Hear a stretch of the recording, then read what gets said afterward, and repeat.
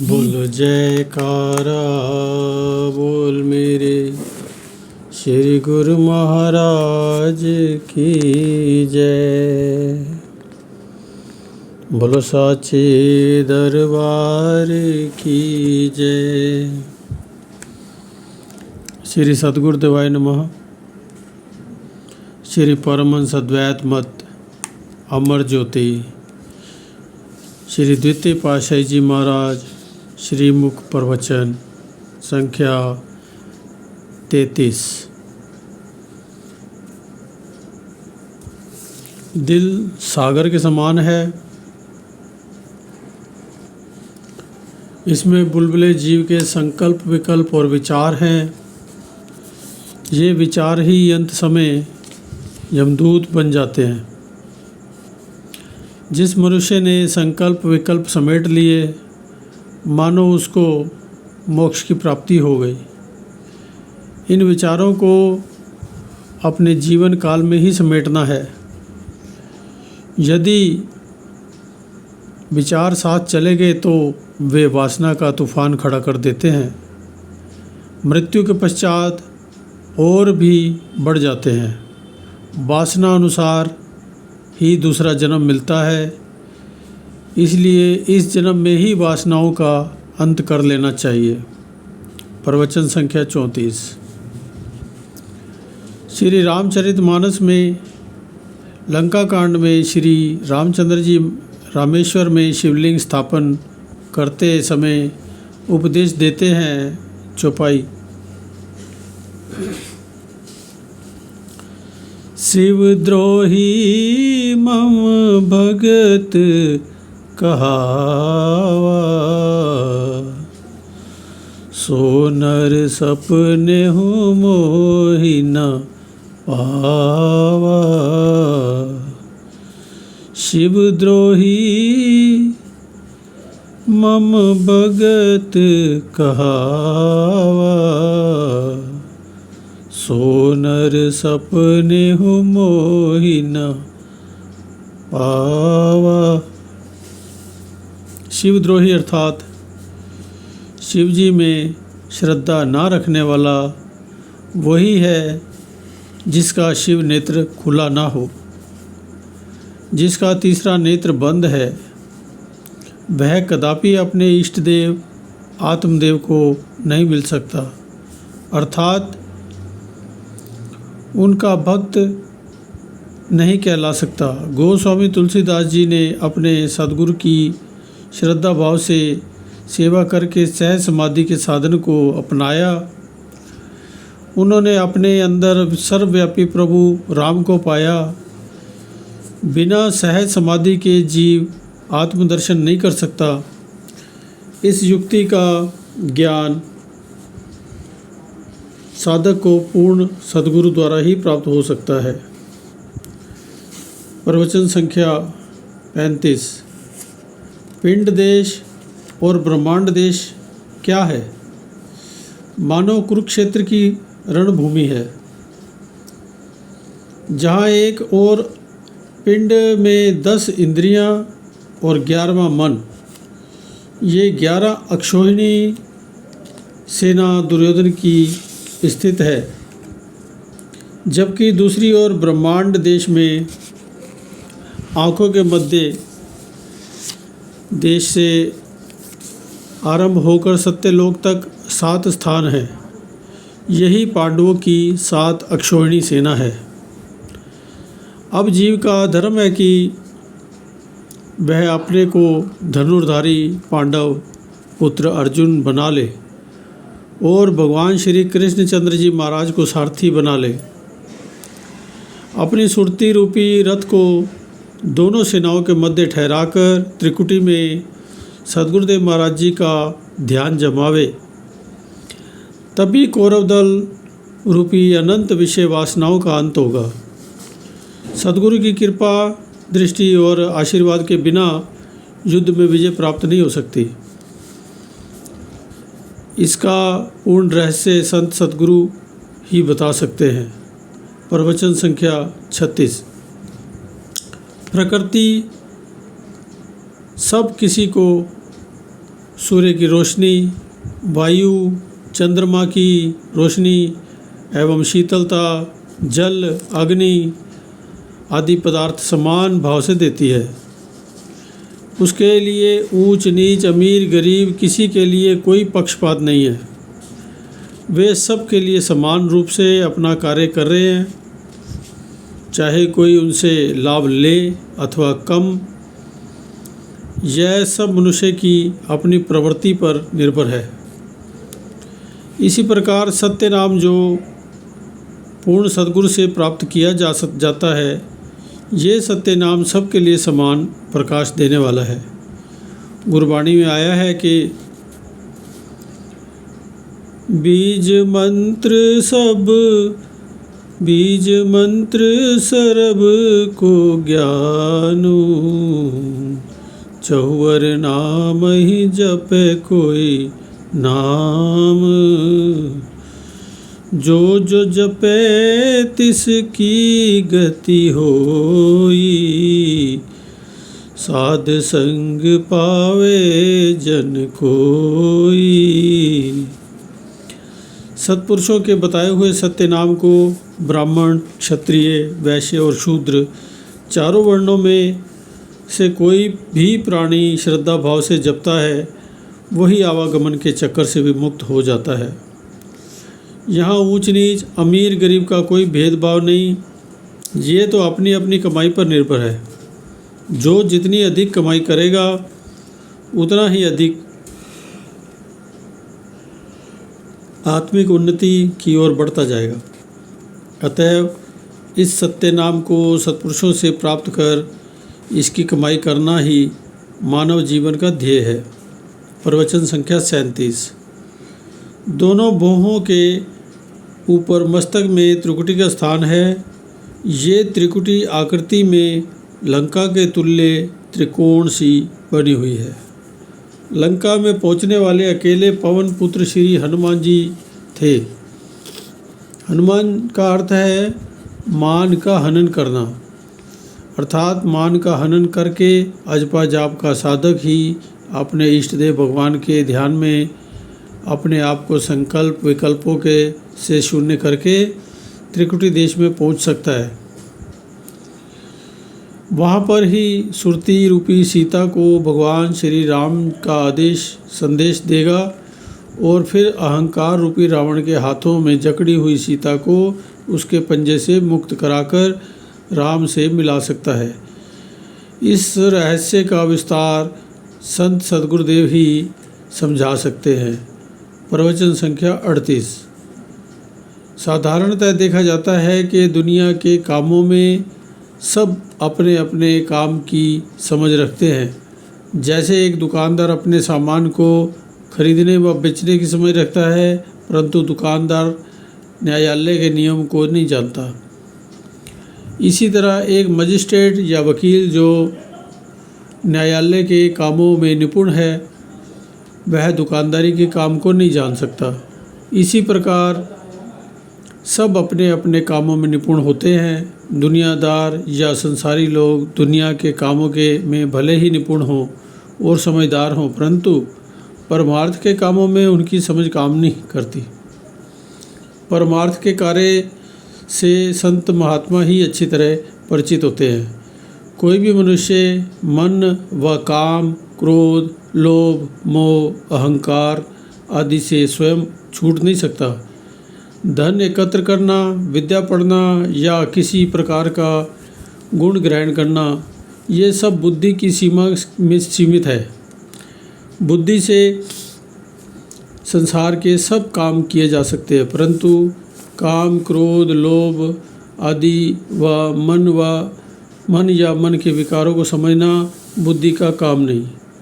आध्यात्मिक विद्या बुद्धि से परे की विद्या है और बुद्धि जो मन व इंद्रियों के अधीन हो चुकी है और इंद्रियों व मन ने इसको क्षणभंगुर सुखों में उलझा रखा है, वह आत्मिक विद्या को कैसे समझ सकती है।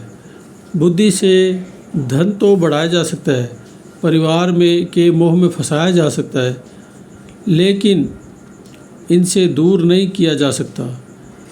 इस बात को समझना साधारण जीवों की बुद्धि से परे की बात है। अध्यात्म विद्या का बोध सद्गुरु से ही जीव को मिलता है। बिना सद्गुरु के जीव ब्रह्म विद्या को नहीं जान सकता।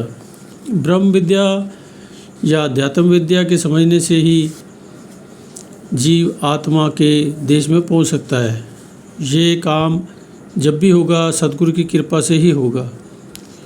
संत सद्गुरु ही काम, क्रोध, लोभ, मोह, अहंकार, मन और विषय विकारों से छूटने का उपाय बताकर परमार्थ पथ पर चलने का इस जीव को आदेश देते हैं।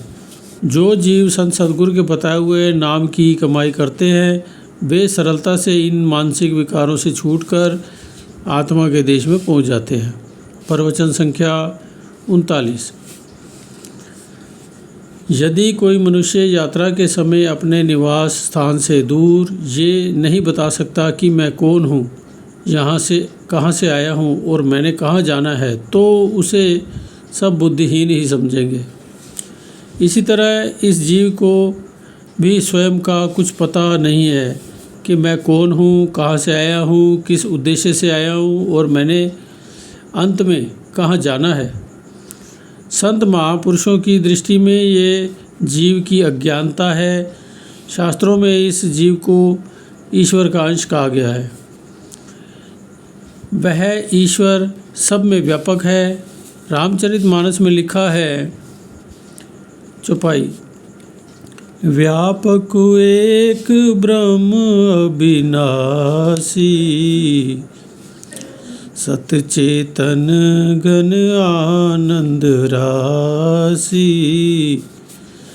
अस प्रभु हृदयम अछत अभिकारी, सकल जीव जग दीन दुखारी, नाम निरूपन नाम जतन तै, सो प्रगटत जिमि मोल रतन ते।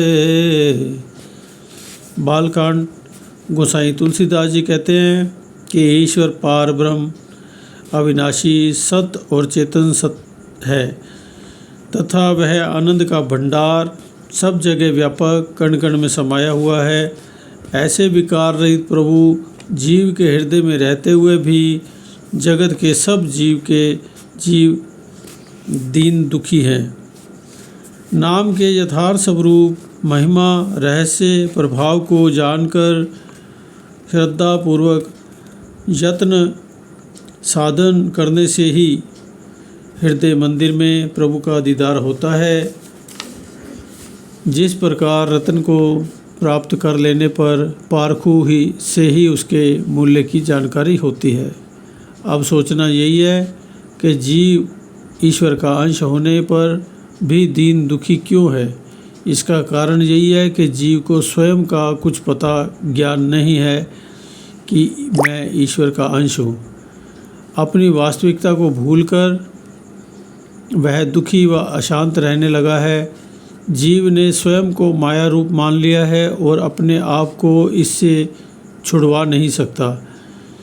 जीव माया से उस समय छूट सकता है जब सद्गुरु से नाम की प्राप्ति कर उसकी कमाई करे। सद्गुरु की शरण में जाने पर ही संसार की वास्तविकता का ज्ञान होता है। सद्गुरु ही जीव को माया के बंधन से छुड़वाते हैं। सद्गुरु पावे भेद बतावे, ज्ञान करे उपदेश। सद्गुरु पावे भेद बतावे, ज्ञान करे उपदेश। जब कोयला की मैला छूटे आग करे प्रवेश। जैसे आग का अंगारा अग्नि से दूर करने पर कोयला बन जाता है, यदि उसी कोयले को आग के बीच रख दिया जाए तो वही कोयला अंगारा रूप बनकर चमकने लगेगा।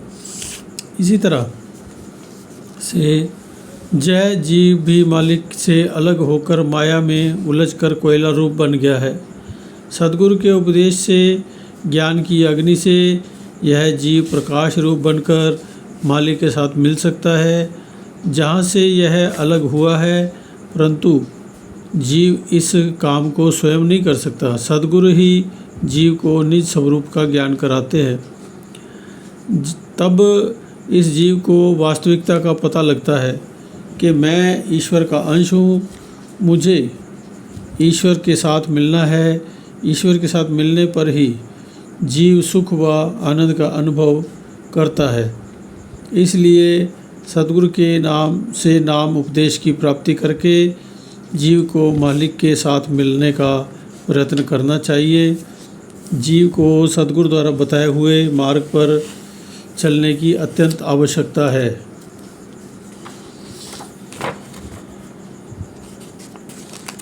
प्रवचन संख्या 40। सत्संग की महिमा वेदों और शास्त्रों ने अत्यधिक बताई है, क्योंकि सत्संग से ही मनुष्य के विचारों में परिवर्तन होता है।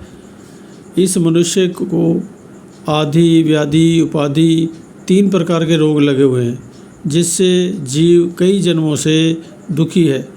सत्संग के श्रवण, मनन, निध्यासन से ही इसके मानसिक रोग दूर हो सकते हैं। सत्संग श्रवण कर हृदय में धारण करना मनन उत्तम अवस्था है। यदि थोड़ा थोड़ा भी मन पर प्रभाव पड़ता रहे तो काफ़ी लाभ प्राप्त हो सकता है। सत्संग का सत्पुरुषों ने इसलिए ही महत्व दिया है कि इसके प्रभाव से वाल्मीकि जैसे भूले भटके मनुष्य को भी ऋषि पद की प्राप्ति हो गई। सब शास्त्रों में सत्संग को उत्तम व श्रेष्ठ कहा गया है, परंतु आवश्यकता मनन करने की है। केवल सुनकर छोड़ देने से मन की चित्तवृत्तियाँ नहीं बदल सकती। सत्संग सुनने व अमल करने से ही जीव के संस्कार बनते हैं। वे संस्कार कभी व्यर्थ नहीं जाते। एक जन्म में संचित किए हुए संस्कार ही दूसरे जन्म में उच्च आदर्श तक पहुँचाने में सहायता देते हैं।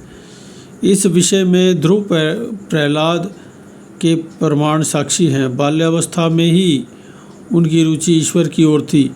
ये संस्कार पूर्व जन्म में सत्संग सुनने व उनका मनन करने पर निर्भर है। शुभ संस्कारों के एकत्र करने का नाम ही क्रियमाण कर्म है। संत महापुरुषों ने प्रारब्ध व संचित कर्मों की अपेक्षा क्रियमाण कर्मों को श्रेष्ठ माना है। इन क्रियमाण कर्मों से मनुष्य अपनी जीवन धारा बदल सकता है। सत्संग का मनन करने से क्रियमाण कर्म एकत्रित होते हैं। जितनी सत्संग में अधिक रुचि होगी उतनी ही मन की वृत्तियाँ बदलती जाएंगी। सत्संग को महापुरुषों ने मन का दर्पण कहा है। मन में कौन से विचार भरे हुए हैं, उनकी मन की रुचि कौन से रस भोगों में है, ये सब कुछ सत्संग से ही जाना जा सकता है। मन की अवस्था का ज्ञान होने पर ही सब साधन किए जा सकते हैं। भजन, अभ्यास, वैराग्य, प्रेम, सद्गुरु की सेवा और कर्म उपासना आदि ये सब मन की मलिनताओं को दूर करने के साधन है, जो सद्गुरु की संगति से ही प्राप्त हो सकते हैं। जब सत्संग से मन की अवस्था का बोध हो जाता है तब हर प्रकार के साधनों को मन व शरीर के द्वारा किया जा सकता है। इसलिए सत्संग सुनना व मनन करना अति आवश्यक है। प्रवचन संख्या 41।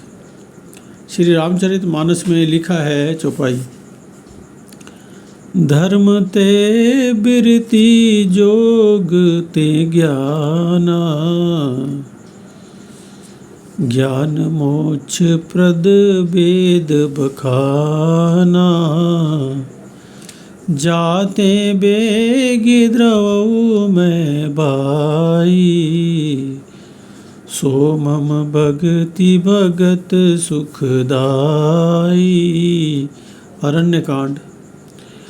अर्थात वास्तविक धर्म वही है जिस धर्म से वैराग्य उत्पन्न हो।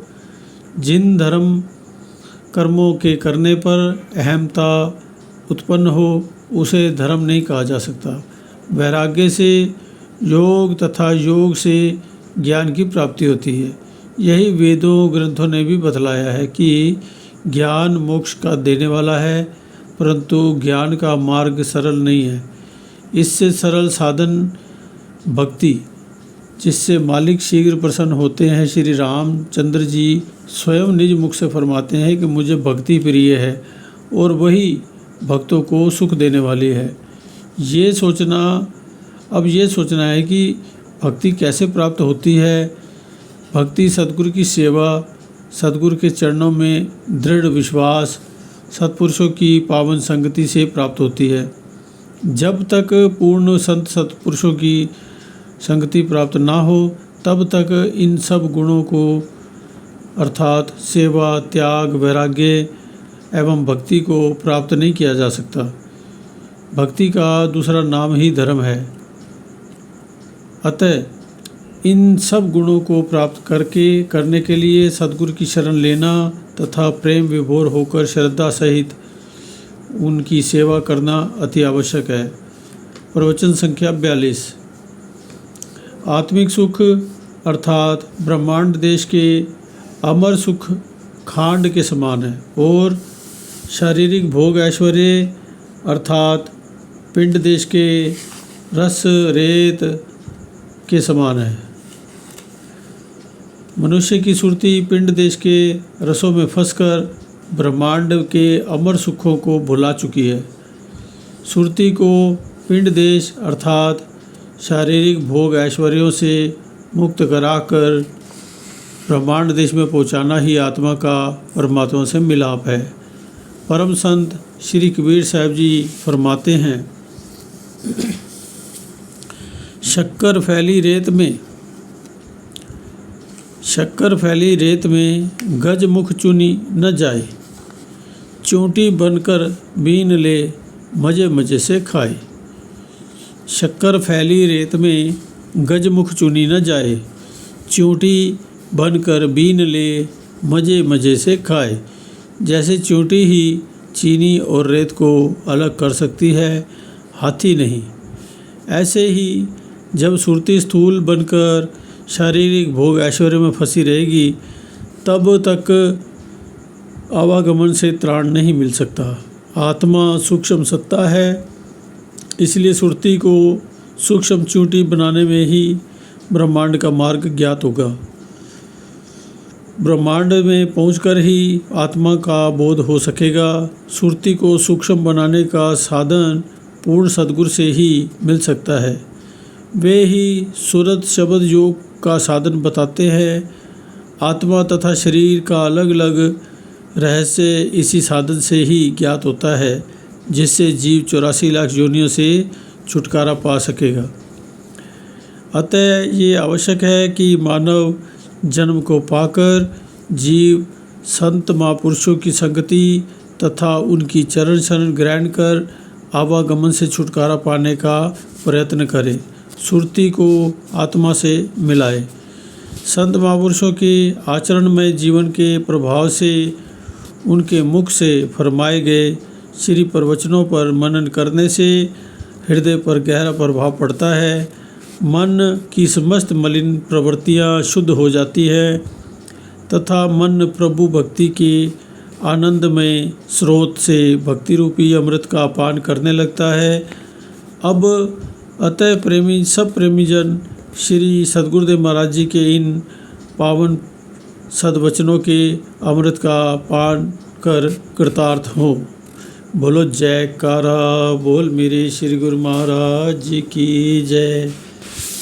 अगला पाठ श्री 108 श्री स्वामी वैराग्यानंद जी महाराज, श्री तृतीय पातशाही जी महाराज। कोटिन कोटि वंदना दंडवत बारंबार, तृतीय रूप में प्रकट हुए श्री परमहंस अवतार।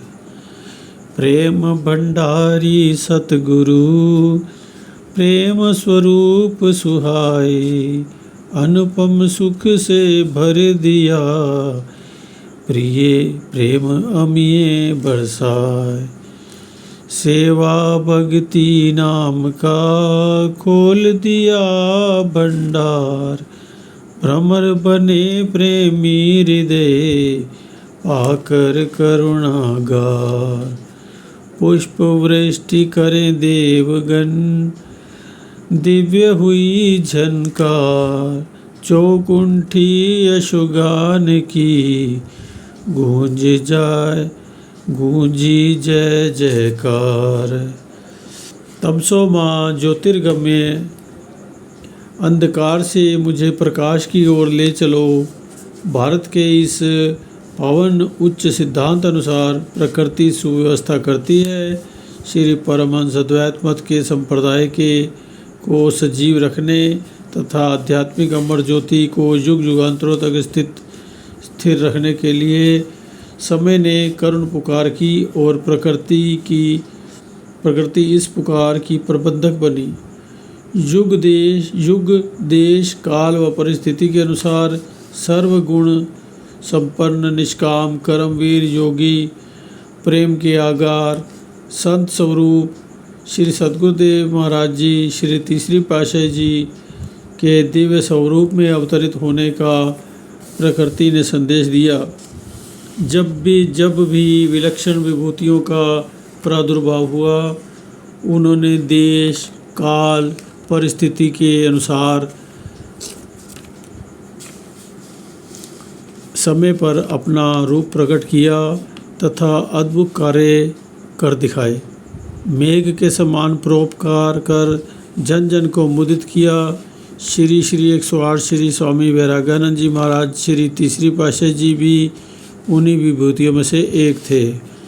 परमार्थ पथ के उन नायक हृदय सम्राट महाराज अधिराज प्रेम के जाज्वल्यमान भास्कर श्री तृतीय पातशाही जी के स्वरूप में अवतरित हुए।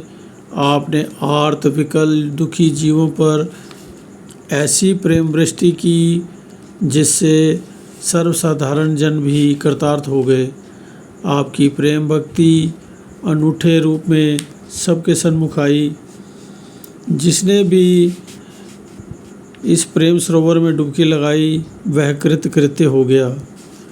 आपकी सुमंजिल सरस मनोहारी पावन लीलाओं का गुणानुवाद करने में लेखनी असमर्थ है, जिह्वा अशक्त है। शेष शारदा ग्रंथ श्रुतियाँ भी नेति शब्द उच्चारण कर मौन हो जाती हैं। श्री परमहंस अवतार की उन्हीं पावन दिव्यतम लीलाओं को सूर्य की किरण, समुद्र की एक तरंग, सुरभित उद्यान की एक पुष्प मंजरी के रूप में यहाँ प्रस्तुत किया गया है, जिसका रसपान कर सब प्रेमी जन आनंद विभोर होकर जीवन सफल बनाए। बोल जयकारा बोल मेरे श्री गुरु महाराज की जय। अवतरण। प्रकृति ने प्रत्येक दिशा में रंग छिटकाया। लहलहाते खेतों ने पक्की फसलों के रूप में समस्त वसुंधरा को स्वर्णिम कर दिया। अमराइयाँ के पर कोकिला ने मीठे स्वर से राग अलापे। आज सूर्यदेव भी पूर्व दिशा के रथ पर छुप कर अपनी अरुणिम आभा निरखा रहे हैं, क्योंकि वे किसी अज्ञात देश में से प्रकट होने वाले देदीप्यमान भास्कर के सन्मुख अपनी रश्मियों को क्षीण पाकर लज्जा रहे हैं। उषा वेला ने मुक्ताकर्ण हरी हरी घास पर बिखेर कर मखमली गलीचे से उद्यानों को ढक दिया। सब ओर हर्ष ही हर्ष, उल्लास ही उल्लास छाया है और दसों दिशाओं में सुगंधि युक्त समीर सौरभ बरसा रहा है। इंद्रदेव अपनी छटा दिखाने के लिए प्रसन्नता से झूम उठे। स्वर्ग के देवता भी पृथ्वी पर अवतरित होने वाली विभूति को निरखने के लिए लालायित होने लगे। दसों दिशाएं आलोक से आलोकित हो गई। क्या कोई युग पलटेगा? क्या प्रेमियों की बहारें हैं? क्या भक्तों और मालिक के प्यारों के हृदय की आर्त पुकारों को सुनाई होने वाली है? ये कैसा अनूठा रंग, कैसा हृदय में उल्लास का सागर छलक रहा है। आज चहुदिश कैसा नज़ारा है। अमीय बरस रहा है वसुधा में पे फुहारों में। भरा उल्लास है अनुपम झूमती हुई बहारों में, छिटका अजब नया रंग है कुदरत के नज़ारों में, दिव्य प्रकाश भर आया गगन के चांद सितारों में। प्रभु प्रेमी ही ये सागर अंतर ही में उल्लसाए, कि जो पूनम विधु पाकर हर्ष में सागर लहराए। अमर परमहंसों की ज्योति ध्वजा भक्ति की फहराए, मिटाने प्यास रूहों की प्रेम भंडारी प्रगटाए। असम तथा रेतीले टीलों युक्त उर्वरा स्थान को निज बाल सुलभ क्रीड़ाओं से सरसाने तथा भूमि को भाग्यशालिनी विशेष महत्वदायिनी बनाने के लिए प्रेम के भंडार, भक्ति परमार्थ के सूर्य, मानव जगत के भाग्य निर्माता, जन समाज को सरस तथा प्रफुल्लित बनाने के लिए संत स्वरूप में प्रकट हुए श्री श्री 108 श्री स्वामी वैरागानंद जी महाराज। आप उत्तर पश्चिमी सीमा प्रांत के लक्की मरवत जिला बन्नू के एक उच्च विख्यात कथूरिया कुल में 13 अप्रैल 1898 ईस्वी तदनुसार वैशाख संक्रांति संवत 1955 विक्रमी बुधवार के शुभ दिन व शुभ मुहूर्त में अवतरित हुए। पूज्य श्री बेलाराम जी को आपके पिताजी कहलाने का सौभाग्य प्राप्त हुआ। माताजी ने आपको प्राप्त कर एक अलौकिक आनंद का अनुभव किया। ये अलौकिक ज्योति सारे विश्व में दिव्य आलोक भरने आई थी, न कि केवल किसी एक विशेष परिवार के लिए ये ज्योति प्रकट हुई।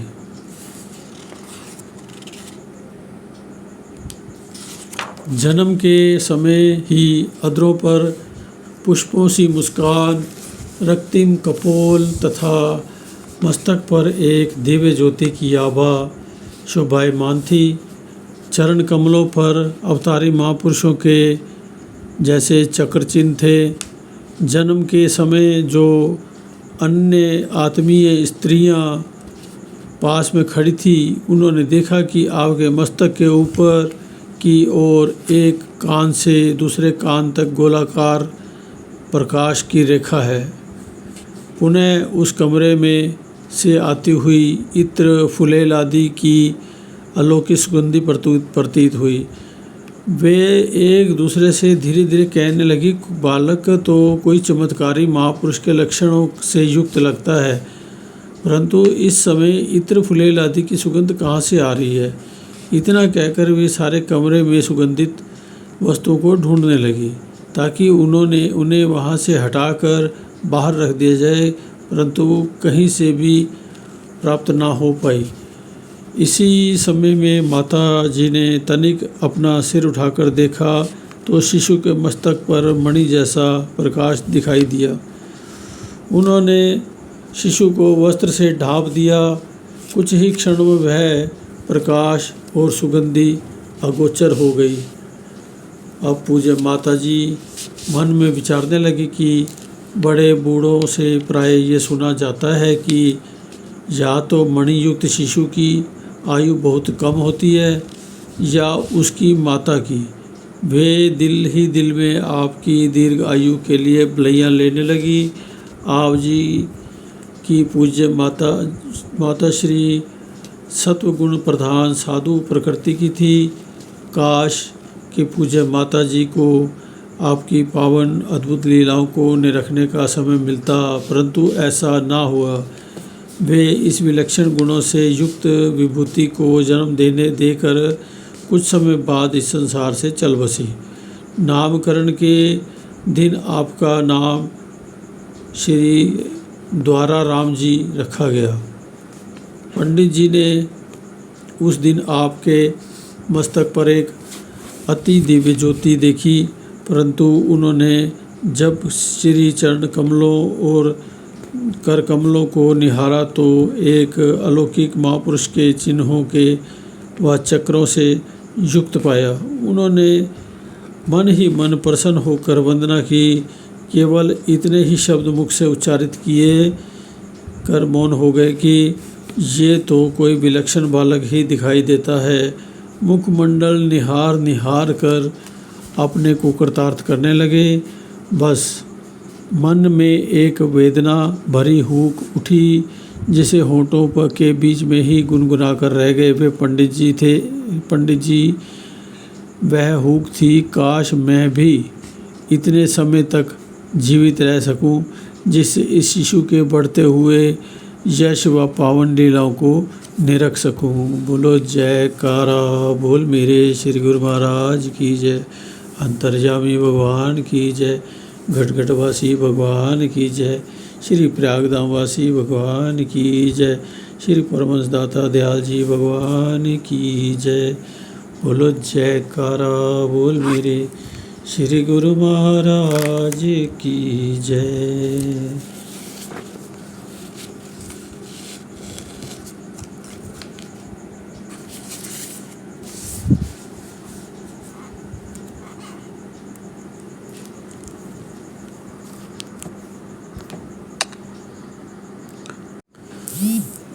ऐ दाता तू पूर्ण धनी, भाग्य से प्रीत तुझ संग बनी। ये बनी रहे और हरदम बढ़े, भीख मांगू मैं तुझसे यही। ऐ दाता तू पूर्ण धनी, मेरे दिल में तू ही तू बसा है। आँखों में मेरी तू छिपा है। मैं हुआ हूँ तेरा, तू हुआ है मेरा, नाता तुझसे जन्म जन्म का है।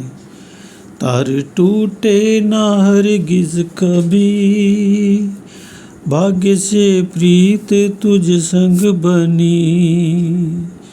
ये बनी ही रहे और हरदम बढ़े, भीख मांगू मैं तुझसे यही। ऐ दाता तू पूर्ण धनी, तेरी मीठी नज़र जब मैं पाऊं, दुनिया के सारे दुख भूल जाऊं। तेरी मीठी नज़र जब मैं पाऊं, दुनिया के सारे दुख भूल जाऊं।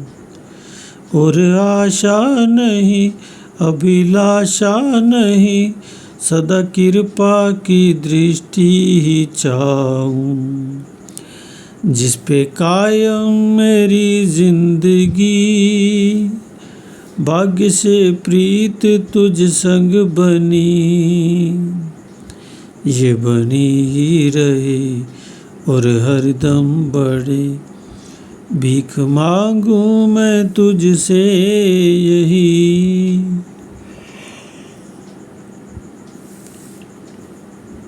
दुनिया की काहे परवाह करूं मैं, कोई रूठे भी तो क्यों डरूं मैं। दुनिया की काहे परवाह करूं मैं, कोई रूठे भी तो क्यों डरूं मैं। मेरा आधार तू, मेरा संसार तू, तेरी प्रीति का ही दम भरूं मैं। है तमन्ना यही दास की, भाग्य से प्रीत तुझ संग बनी।